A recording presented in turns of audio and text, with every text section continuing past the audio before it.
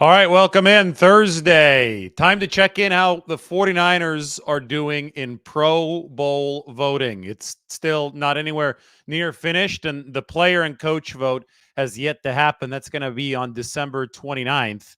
But the early fan voting for the Pro Bowl is as follows. The 49ers have several players in first place of Pro Bowl fan voting at their respective positions. Trent Williams, their left tackle, Christian McCaffrey, George Kittle, Kyle Juszczyk, Fred Warner, Mitch Wishnowsky, and the long snapper Tabor Pepper in first place amongst long snappers in Pro Bowl voting. In second place of Pro Bowl fan voting, the 49ers have their center, Jake Brendel, and their edge rusher, Nick Bosa. Third place right now in Pro Bowl voting, Charvarius Ward, the cornerback, Javon Hargrave, defensive tackle, Aaron Banks, the 49ers left guard, and Brock Purdy, their quarterback. So Brock is currently in third place in Pro Bowl voting amongst quarterbacks. That would mean that he would qualify for the Pro Bowl, but I think that an ascent is still warranted there, and I think an ascent in the pecking order and that vote order will still happen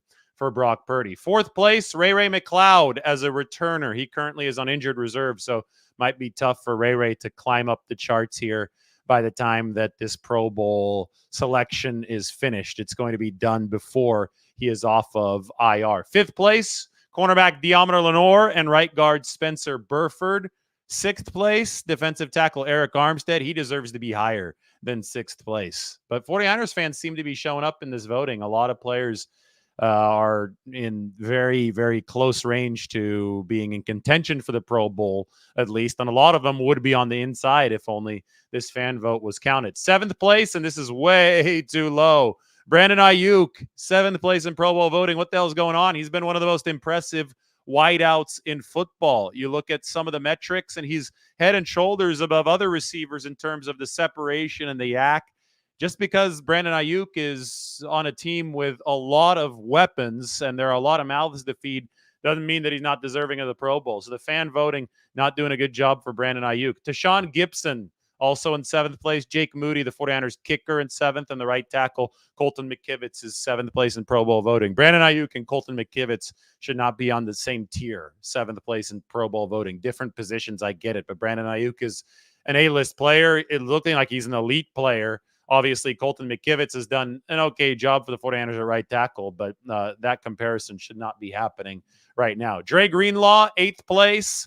Deebo Samuel, ninth place Pro Bowl voting. I'm not so sure about that either. I know Deebo's missed a little bit of time, so that's hurting him, but still seems a little bit underwhelming. And 10th place in Pro Bowl voting, Orrin Burks, who's currently out with knee tendonitis, the 49ers' third linebacker. So obviously 49ers fans doing some voting. Obviously they can do some more. Again, Brock Purdy, third place.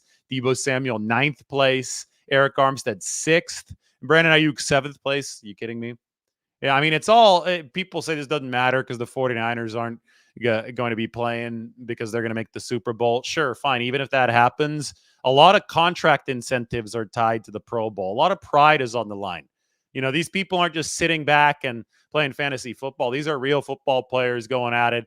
They work out. They put the blood, sweat, and tears into all of this. So the fact that it is partially, I think a third of it is determined by fans, sometimes I don't think is the most fair thing because a lot of people are just going to be going off what they see on social media or who produces in fantasy football, which isn't necessarily correlated to actual excellence on the football field. But you do have to connect with the fans in this league, and the Pro Bowl voting ends up being connected to contractual incentives, and obviously the pride aspect of this is big as well. So it is worth keeping people updated. Remember, Christian McCaffrey was actually snubbed from the Pro Bowl last year, which just goes to show you how flawed the voting and selection process can be. This year, he has first place in the fan voting amongst running backs in the NFC. So McCaffrey looks to be in a lot better spot. I mean, it was highway robbery that he didn't make the Pro Bowl last year, and it really fueled Christian moving forward from that point.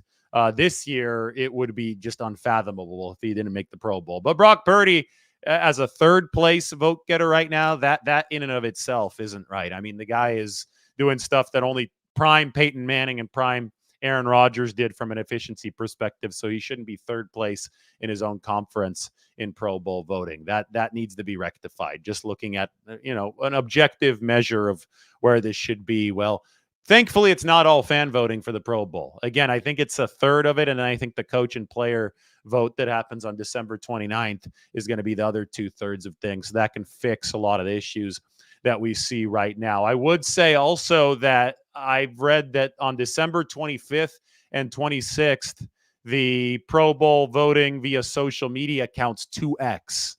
There's a multiplier on those 2 days, and that just so happens to be right around and right when the 49ers are playing the Ravens on Monday Night Football. So Brock Purdy, I think, is the leading MVP candidate, and he should be at the top of the Pro Bowl voting.